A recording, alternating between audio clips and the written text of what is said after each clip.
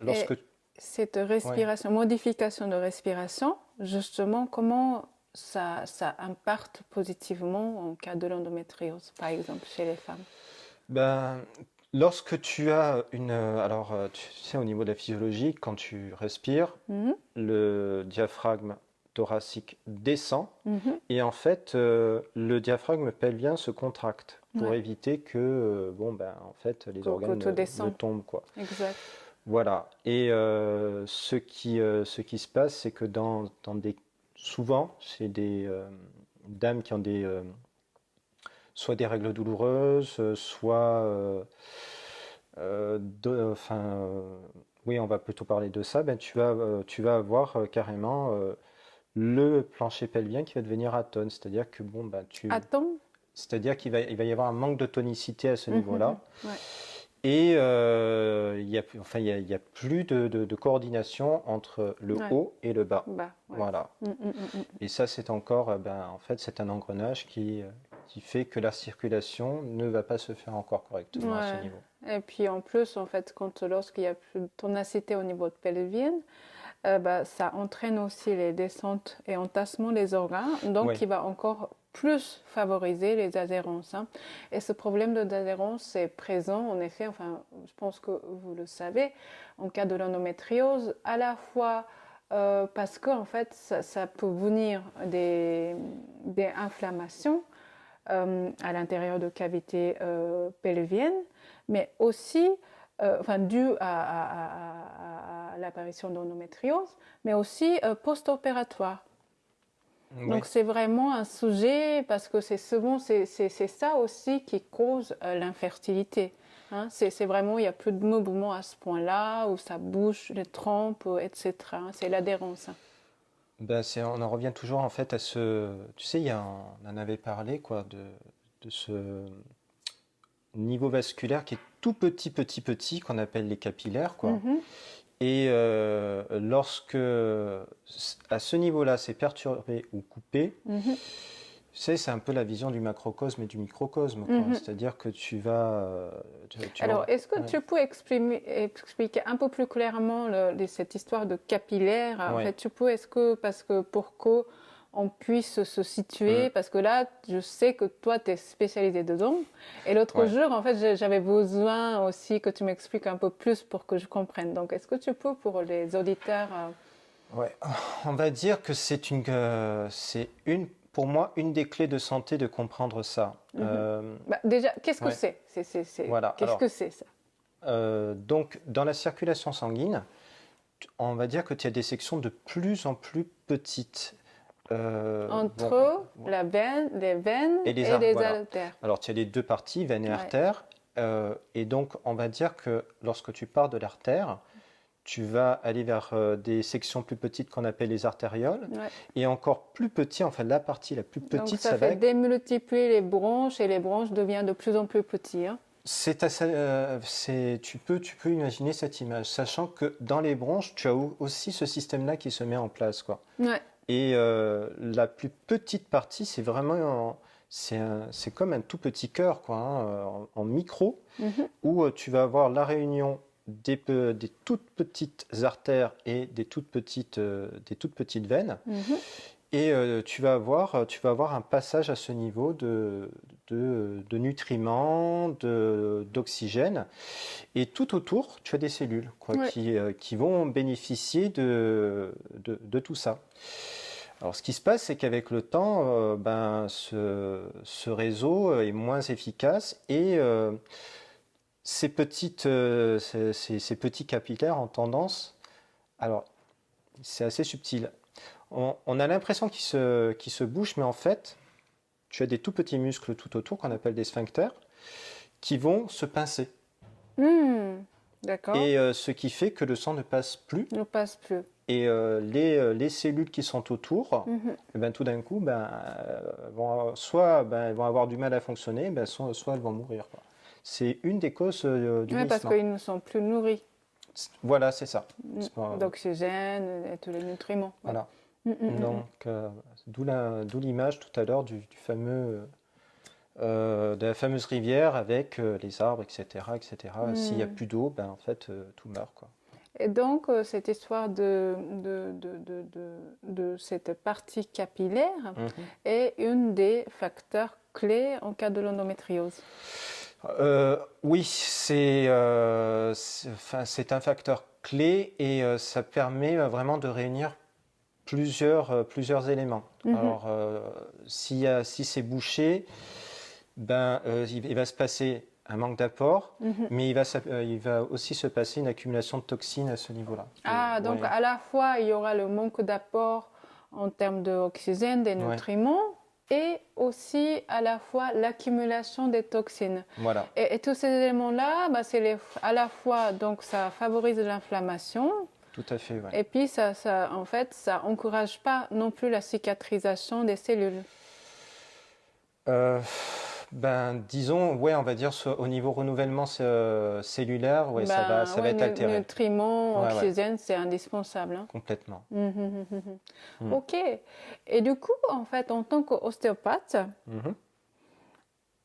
comment tu peux, par exemple, moi, tout à l'heure, j'ai parlé de certaines postures de yoga et donc j'ai parlé de cobra, mais par exemple, moi, je pense aussi que c'est super intéressant de pratiquer les immersions parce que là, pour le coup, ça change, ça renverse complètement le rapport à la gravité et du coup, bah, en fait, ça oxygène mieux par la suite les organes internes et puis ça met en mouvement. Alors, toi, en tant qu'ostéopathe, ton rôle, c'est pas de mettre tes patients en posture inversée, mais Voilà. alors, donc toi, ça va être plutôt la manipulation. Oui. Alors, donc, est-ce que tu peux un petit peu en dire, voilà, en fait, le type de manipulation qui peut apporter un soulagement et puis qui peut encourager justement la guérison de ces symptômes? Alors là, si j'ai bien compris ce que tu me demandes, c'est savoir ce que je fais ou c'est savoir ce que je conseille à ce Alors niveau-là? là, dans un premier temps, j'aimerais qu'en fait tu nous expliques, toi, en tant qu'ostéopathe, Ouais, comment tu interviens. ok, Évidemment, bon, je tiens compte que chaque personne est différente, mais j'imagine qu'il y a voilà, certains types ok. d'interventions que tu peux envisager le plus souvent chez les femmes atteintes d'endométriose que par rapport aux autres cas.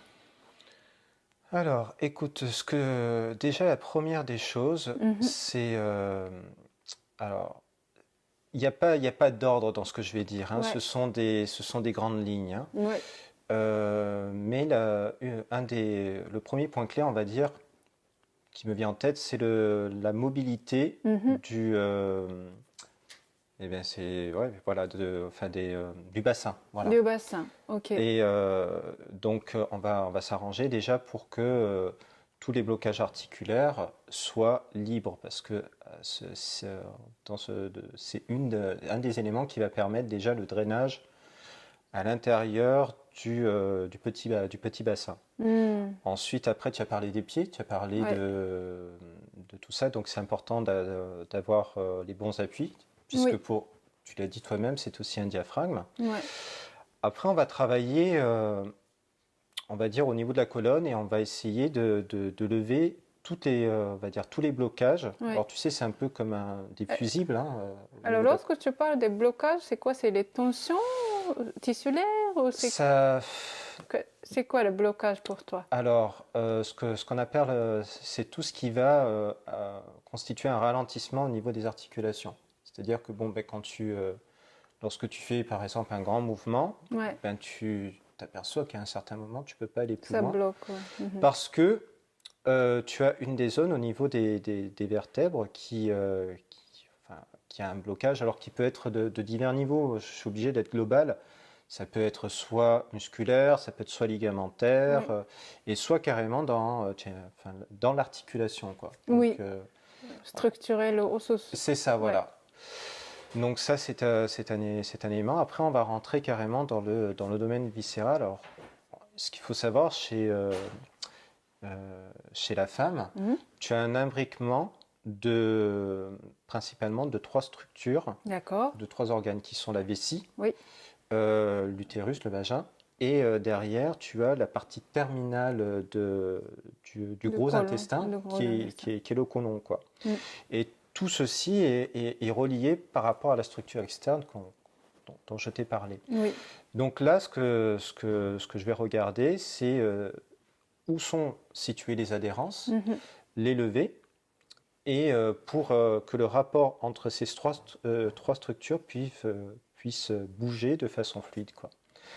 Après vient l'élément entre le diaphragme et le périnée. Mhm. Alors le périnée, on va le travailler musculairement, de façon vraiment à redonner cette tonicité, Ouais. cette contraction qui est physiologique. Ouais.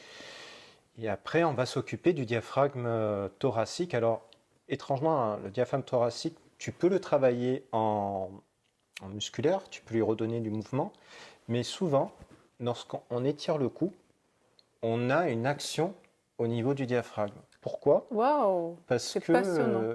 Ouais. tu as les nerfs qui innervent le diaphragme Mhm. se trouvent ici, au niveau du cou. D'accord. Donc, lorsque tu fais des étirements Des doux, étirements. etc., alors moi je vais avoir les techniques qui vont travailler à ce Ouais. niveau-là, tu peux obtenir une amélioration de la respiration, quoi. Waouh. Et dernier élément, tu as parlé d'inflammation. Mhm.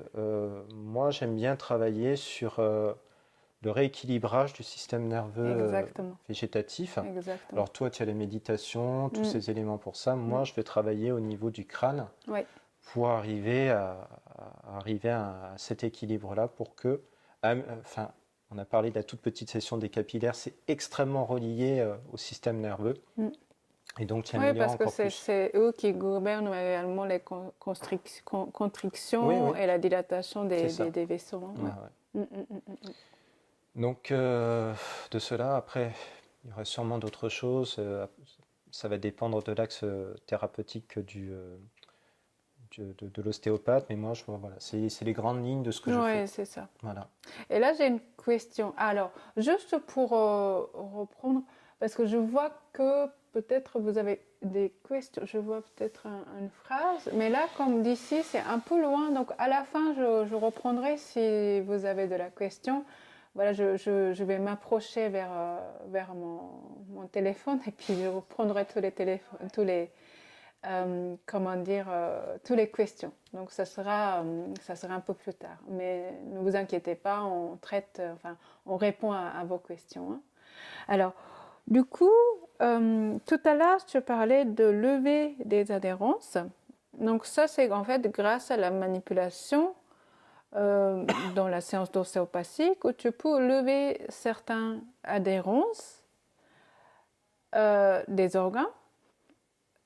Après, en fait, peut-être que je me trompe, mais j'ai une intuition que lorsque l'adhérence est vraiment important, là, en fait, on peut pas non plus d'un coup faire décoller. J'ai presque l'image qu'en fait, je peux carrément créer la cicatrice si je décolle la partie qui est vraiment une adhérence très forte et avec une superficie large et qui était collée, restée collée depuis longtemps. Donc, quand tu parles de lever des adhérences, alors tu parles de certains niveaux d'adhérence, de certaines tailles, ou est-ce que tu peux un petit peu aller dans la précision? Parce que je suis hyper curieuse. Alors, tu sais, il va y avoir l'ancienneté du trauma. Mm-hmm. C'est pour ça que l'histoire de la patiente compte par rapport à ça. Plus c'est ancien, plus ça va être fixé. Ouais, c'est ça. Plus il va falloir du temps, et quelquefois, il est vrai que c'est tellement enquisté, ancré que ça devient assez compliqué de pouvoir libérer. Mais par contre, ce qui est salutaire, c'est que lorsque à ces personnes-là, lorsque tu travailles au niveau du petit bassin, toute modification va entraîner un résultat positif. Oui. Alors attention, quand je dis résultat positif, ça ne veut pas dire de suite mieux être. Quelquefois, c'est l'inverse qui se passe pour une raison suivante, c'est que tu as ouvert carrément, tu as libéré un barrage et tu as toutes les toxines qui commencent à circuler, quoi. Ah. Et c'est pour ça que quelquefois, au tout début, ça m'est arrivé, j'ai une anecdote par rapport à ça, tu sais. C'était vraiment au tout début où j'avais traité une dame qui avait un problème de dysménorrhée. Je finis la séance et elle me rappelle le lendemain et je me suis fait incendier. Ah oui, qu'est-ce qui s'est Incendier. passé? Elle me dit, mais qu'est-ce que vous avez fait? J'ai encore plus mal qu'avant. Je suis Hmm, pas bien du tout. hmm, Ah, c'est la dernière fois que vous me voyez ou quoi? Et hmm. moi, je comprenais pas en fait. Je dis, mais putain, est-ce que je suis allé trop fort ou quoi? Tu te poses vraiment des questions. Ouais, Donc, j'en avais parlé autour de moi et puis c'est un professeur qui m'a expliqué ça que pendant quelques jours, tu peux avoir une augmentation carrément des douleurs ouais, mais qui est normal, quoi. C'est parce ouais, que, en fait, ton corps recherche un nouvel équilibre par rapport à ce que tu exactement, lui as donné. exactement. Et si tu ne peux pas retirer toutes les adhérences, on va dire que le corps sait, Hmm, dans le sens, c'est que il va faire avec ce que tu lui as donné hmm. et il va créer un nouveau rapport au niveau de la zone. Là où ça va vasculariser, tu vas redonner de la vie. Ah, d'accord. Donc en Mm, fait, même si bon, il y a une partie mm. que c'est pas judicieux de le forcer, Ouais, mais en fait, ça va contribuer à créer un nouvel équilibre écosystème autour qui ouais. fait que en fait, on peut minimiser l'impact négatif de cette partie d'adhérence. Voilà, bah, de toute Hmm. manière, enfin, en améliorant la vascularité, tu créeras toujours quelque chose de favorable au niveau Hmm. de la partie, enfin, de ce problème de santé. Du coup, la clé, enfin moi,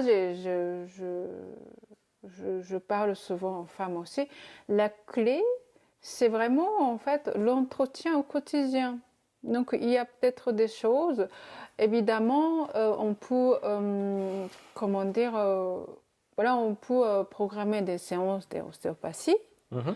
On peut aussi pratiquer le yoga régulièrement, justement pour mieux oxygéner, pour libérer, enfin pour ne pas plus accumuler les toxines, pour équilibrer le système nerveux, etc., pour mieux vivre au quotidien.